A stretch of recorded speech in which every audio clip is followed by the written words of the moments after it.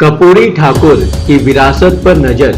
बिहार में सियासी जड़ें जमाने का प्रशांत किशोर पीके का क्या है प्लान? चुनावी रणनीतिकार प्रशांत किशोर लंबे समय से राजनीतिक मैदान में उतरने की तैयारी कर रहे हैं। रोचक बात यह है कि प्रशांत ने 2 अक्टूबर 2022 को बिहार में जन सुराज अभियान की शुरुआत की थी और अगले 12 से 15 महीने में पूरे प्रदेश के गांव, शहरों और कस्बों में 3500 किलोमीटर की पद यात्रा का ऐलान किया था। अब वो राजनीतिक पार्टी का ऐलान भी गांधी जयंती के दिन ही करने जा रहे हैं। बिहार में अगले साल होने वाला विधानसभा चुनाव दिलचस्प हो सकता है। चुनाव रणनीतिकार प्रशांत किशोर की पार्टी भी इस बार चुनावी मैदान में उतरेगी। प्रशांत किशोर ने ऐसा ऐलान कर दिया है कि उनका जन सुराज अभियान 2 अक्टूबर यानी कि गांधी जयंती को राजनीतिक पार्टी बन जाएगा और अगले साल बिहार की विधानसभा चुनाव लड़ेगा। नमस्कार, आप देख रहे हैं न्यूज कॉल 24। मैं हूं आपके साथ सुशील गिरीश। हर खबर पर नजर, हर सवाल का जवाब, पक्ष न विपक्ष, खबर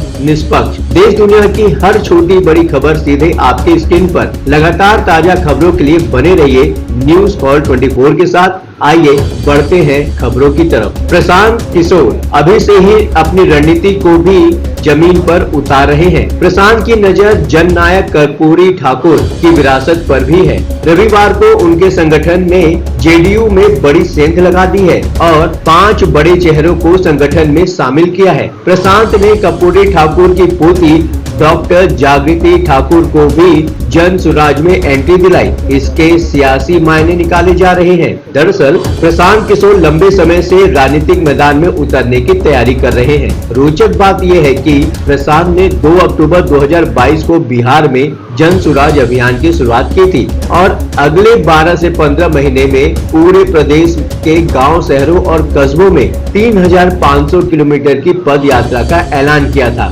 अब वो राजनीतिक पार्टी का ऐलान भी गांधी जयंती के दिन ही करने जा रहे हैं। प्रशांत ने 2 साल पहले जब पद यात्रा की शुरुआत की थी, उस समय कहा था कि देश के सबसे गरीब और पिछड़े राज्य बिहार में व्यवस्था परिवर्तन का दृढ़ संकल्प लिया है। पहला महत्वपूर्ण कदम समाज की मदद से नई और बेहतर राजनीतिक व्यवस्था बनाने के लिए पद यात्रा शुरू कर रहे हैं। उसके बाद जन सुराज अभियान को मिला जबरदस्त समर्थन। प्रशांत को लगातार बीजेपी के नेतृत्व वाले एनडीए और आरजेडी के नेतृत्व वाले महागठबंधन पर सीधे हमलावर देखा गया है। उनके अभियान को समर्थन भी खूब मिला है। 2023 में बिहार पुलिस में अलग अलग पदों पर रह चुके भारतीय पुलिस सेवा आईपीएस के 12 पूर्व अधिकारी भी जन सुराज अभियान से जुड़े थे। पूर्व आईपीएस अधिकारियों ने जन सुराज के जरिए बिहार के सिस्टम में बदलाव का विश्वास जताया था। इससे पहले प्रशांत किशोर ने जन सुराज अभियान से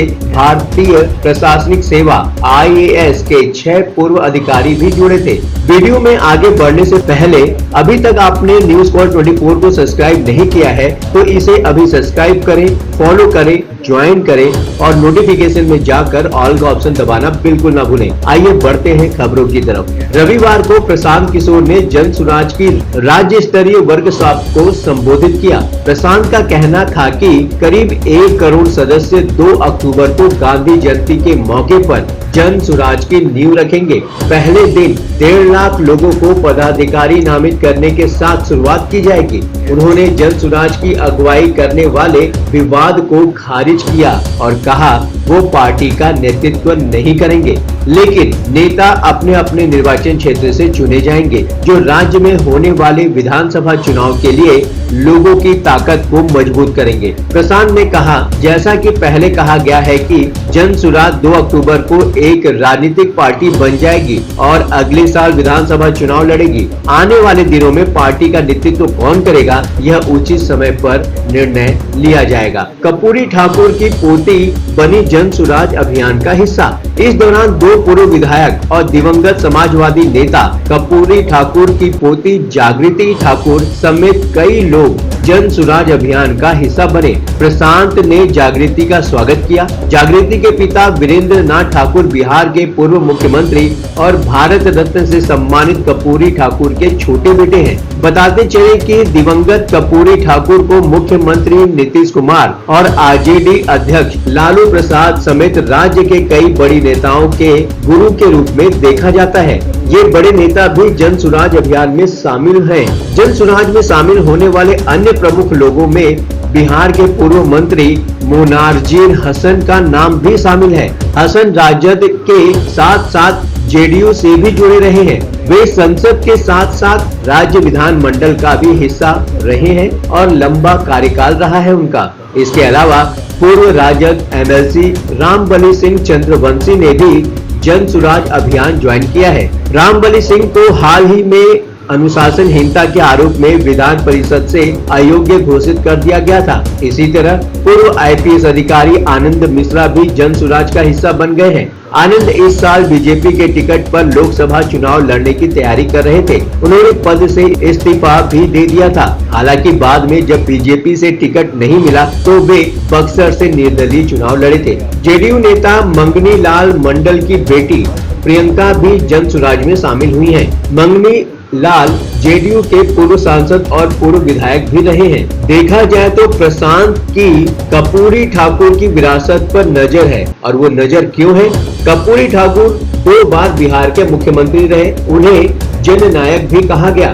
उनका निधन 1988 में हुआ था। 36 साल बीतने के बाद उन्हें भारत का सर्वोच्च नागरिक सम्मान भारत रत्न दिया गया है। केंद्र की मोदी सरकार ने इस साल कर्पूरी ठाकुर की 100वीं जयंती से ठीक एक दिन पहले ये घोषणा की थी। बिहार में नीतीश कुमार और लालू प्रसाद यादव दोनों कर्पूरी ठाकुर की राजनीतिक विरासत पर दावा करते हैं। नीतीश कुमार की पार्टी जेडीयू से कर्पूरी ठाकुर के बड़े बेटे रामनाथ ठाकुर राज्यसभा सांसद हैं और मोदी सरकार में राज्य मंत्री भी हैं। कर्पूरी ठाकुर बिहार की अति पिछड़ी जाति नाई से ताल्लुक रखते थे। बिहार के अति पिछड़ी जातियां सबसे बड़ा जातीय समूह है। ये राज्य की आबादी के करीब 36% है। उसके बाद दूसरी सबसे बड़ी आबादी पिछड़ा वर्ग की है, जो राज्य में 27.12% आबादी है। इस वोट बैंक पर हर पार्टी की नजर है। जागृति ठाकुर को लेकर अब देखना है कि क्या होगी रणनीति। माना जा रहा है कि कर्पूरी ठाकुर के छोटे बेटे वीरेंद्र नाथ ठाकुर पेशे से डॉक्टर रहे हैं। पिछले साल ही वे रिटायर हुए हैं। वीरेंद्र की बेटी जागृति के जन सुराज में शामिल होने से जेडीयू की टेंशन बढ़ सकती है। जागृति के साथ अपने दादा की पहचान है और आने वाले दिनों में प्रशांत की पार्टी चाहेगी कि उन्हें कर्पूरी ठाकुर की विरासत के तौर पर पेश किया जाए, क्योंकि बिहार के ओबीसी वोट बैंक का एक बड़ा हिस्सा अब तक नीतीश और लालू यादव की पार्टियों के साथ रहा है। बिहार में नई ताकत बनकर उभर रहे प्रशांत किशोर भी हर वर्ग के बीच पैठ बनाने में जुटे हैं। अगर वो कामयाब होते हैं तो जेडीयू आरजेडी के साथ बीजेपी को नुकसान पहुंचा सकते हैं। प्रशांत के निशाने पर अभी नीतीश कुमार हैं। प्रशांत किशोर ने एक राजनीतिक विकल्प की जरूरत पर प्रकाश डाला और कहा, हम अपने बच्चों के लिए एक ऐसा सिस्टम तैयार करेंगे जिससे लोग आश्चर्यचकित रह जाएंगे। ऐसा इसलिए क्योंकि जिन्हें पहले बिहारी कहकर अपमानित किया जाता था, वे ही शानदार सिस्टम को तैयार कर सकते थे। प्रशांत ने कहा, मैं 2015 में नीतीश कुमार का चुनाव प्रचार के लिए यहां आया था और उनके सभी पदाधिकारियों से मिलना चाहता था। मैंने उनका अभियान 2 जून 2015 को शुरू किया था। तब एसके मेमोरियल हॉल में 2200 लोग थे। हम इस हॉल बापू सभागार को 10 बार भर देंगे। अगर हम आगामी चुनाव में सिर्फ डिग्री धारकों को मैदान में उतारना चाहते हैं तो क्या हमें इतने सारे स्नातक मिलेंगे?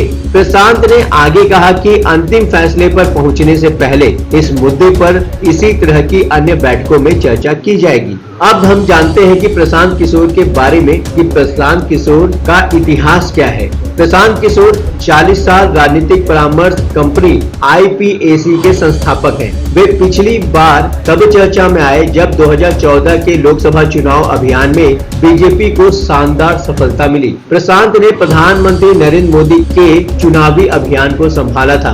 बाद में उन्होंने 2015 के विधानसभा चुनाव में नीतीश कुमार के लिए भी काम किया। नीतीश उनके कौशल से काफी प्रभावित हुए और उन्हें 2018 में जेडीयू में शामिल कर लिया। कुछ दिनों बाद ही नीतीश ने प्रशांत किशोर को राष्ट्रीय उपाध्यक्ष बना दिया। हालांकि 2 साल से भी कम समय के बाद उन्हें पार्टी से निष्कासित कर दिया गया था। क्या कर्पूरी ठाकुर की विरासत का फायदा प्रशांत किशोर की जन स्वराज पार्टी को मिलेगा? बिहार में सियासी जड़ें जमाने में प्रशांत किशोर अभी तक कितने कामयाब हुए हैं? आप अपनी राय हमें कमेंट के माध्यम से भेज सकते हैं। अपने क्षेत्र से जुड़ी कोई भी समस्या या अन्य बातें न्यूज कॉल 24 तक पहुंचाने के लिए वीडियो में दिए गए नंबर पर आप हमें व्हाट्सएप कर सकते हैं। बने रहिए न्यूज कॉल 24 के साथ। नमस्कार।